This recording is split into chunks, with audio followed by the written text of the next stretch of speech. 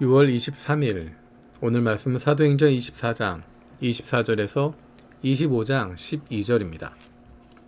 며칠 뒤에 벨릭스가 유대 여자인 자기 아내 드루실라와 함께 와서 바울을 불러내어 그리스도 예수를 믿는 믿음에 관하여 바울이 설명한 것을 들었다. 바울이 정의와 절제와 장차올 심판에 관해서 말할 때 벨릭스는 두려워서 이제 그만하면 되었으니 가시오. 기회가 있으면 다시 당신을 부르겠소 하고 말하였다. 동시에 그는 바울에게서 돈을 받을까 하고 은근히 바랐다. 그래서 그는 바울을 자주 불러내어 이야기를 나누었다. 두 해가 지난 뒤에 보르기오 베스도가 벨릭스의 후임으로 직책을 맡게 되었다. 그런데 벨릭스는 유대 사람의 환심을 사고자 하여 바울을 가두어 둔 채로 내버려 두었다. 베스도가 부임한 지 사흘 뒤에 가이사랴에서 예루살렘으로 올라가니 대제사장들과 유대 사람의 지도자들이 그에게 바울을 고발하였다. 그들은 그에게 줄곧 졸랐다. 그들은 그에게 제발 바울을 예루살렘으로 불러 올리라고 간청하였다.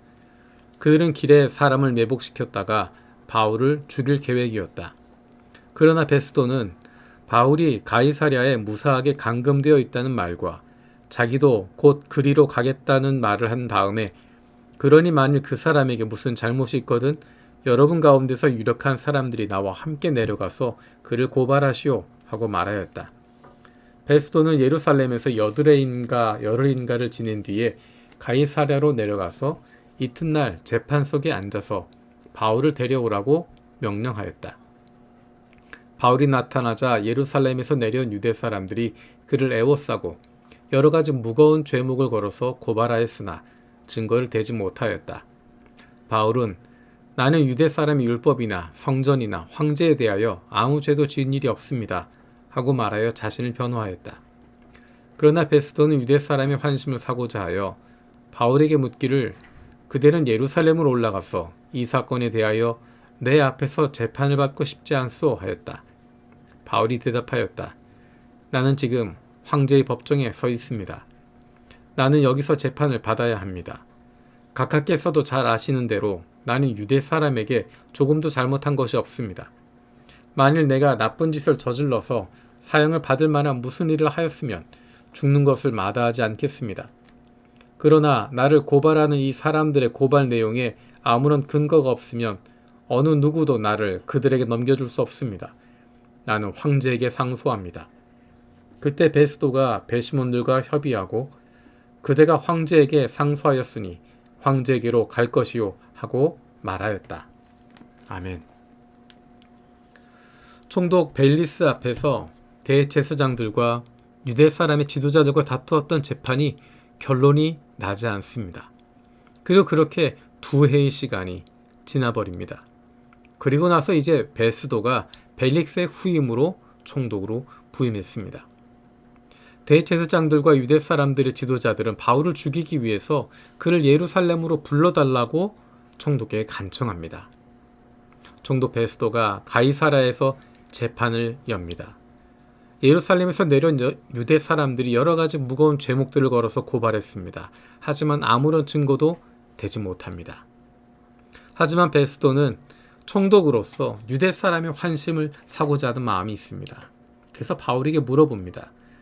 예루살렘으로 올라가서 내 앞에서 재판을 받고 싶지 않은가? 그때 바울이 10절, 11절에서 황제의 법정에 황제에게 상소합니다 라고 이야기합니다.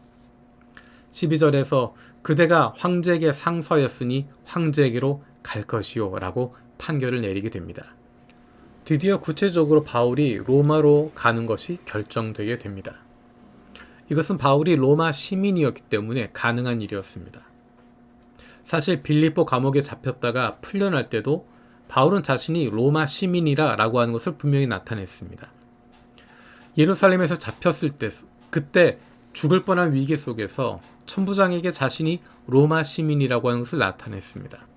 그리고 이제 바울은 자신이 로마 시민이기 때문에 황제 앞에서 재판받을 것을 요청하고 있습니다. 사도 바울은 3차 선교 여행 중에 로마행을 준비하고 있었습니다. 로마를 거쳐서 그 당시에 땅끝이라고 여기고 있었던 스페인까지 가려고 하는 계획을 세우고 있었습니다. 로마로 가서 복음을 전하고 로마 교회 크리스천들과 교류하고 그들의 믿음을 세워주고 그들의 후원을 받아서 땅끝까지 가려고 했던 바울의 계획이 있었습니다.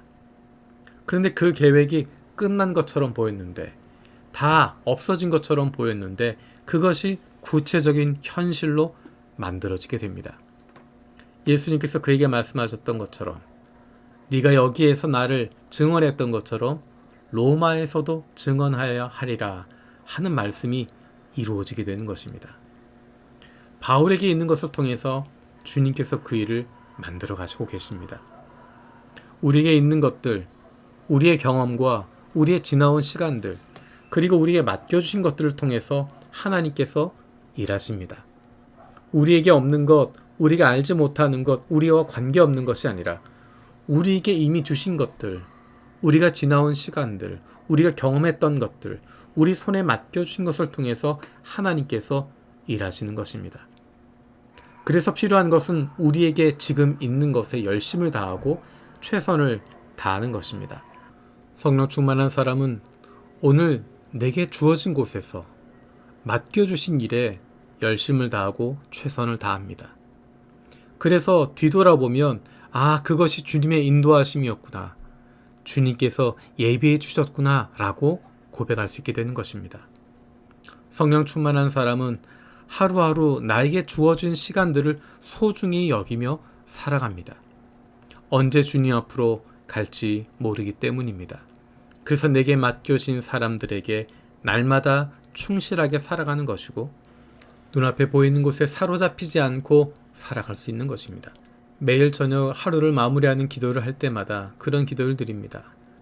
하나님, 이 밤이 세상에서의 마지막이 되어도 감사합니다. 이 땅에 남겨진 사랑하는 사람들은 하나님 아버지께서 책임져 주실 것을 믿고 주님께 맡깁니다. 내일 아침에 이곳에서 눈을 뜨게 되면 새로운 하루를 선물로 주신 주님께 감사함으로 내게 주신 사랑하는 이들을 마음껏 사랑하고 섬기는 하루로 사용하길 원합니다. 이것이 성령 충만한 사람의 매일매일 기도입니다. 주님께서는 우리의 어제와 오늘을 통해서 내일을 만들어가고 인도해 주십니다. 주님께서 우리에게 맡겨주셔서 최선을 다하고 있는 바로 이 일을 통해서 하나님이 원하시는 일들이 펼쳐지기를 원합니다.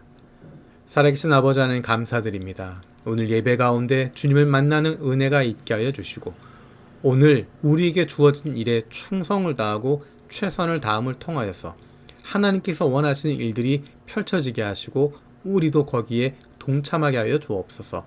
감사드리고 예수님의 이름으로 기도드립니다. 아멘.